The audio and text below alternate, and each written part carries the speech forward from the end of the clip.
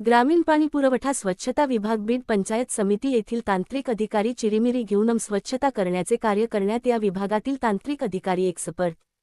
बीड प्रतिनिधी बीड जिल्हा परिषदेला लाभलेले कर्तव्यदक्ष मुख्य कार्यकारी अधिकारी जितीन रहेमान साहेब आपले पंचायत समिती विभागातील ग्रामीण पाणी पुरवठा व स्वच्छता विभाग या विभागातील तांत्रिक अधिकारी हे लोकांकडून चिरीमिरी घेतल्याशिवाय एक शोष खड्ड्याची फाईल असो किंवा बीड तालुक्यातील प्रत्येक गावातील कुठल्या विकासाच्या संदर्भात फाईल असो एक फाईलवर चिरीमिरी घेतल्याशिवाय सही करत नाहीत। याच विभागातील काही ज्येष्ठ तांत्रिक अधिकारी सांगतात की नवीन आलेले जे तांत्रिक आहेत त्यांना कुठलीच कशाचीच भीती वाटत नाही, ते चिरीमिरी घेतल्याशिवाय कुठल्याच फाईलला हात लावत नाही। हे आम्हाला आश्चर्य वाटते असे याच भागातील काही तांत्रिक चर्चा करत असताना पंचायत समिती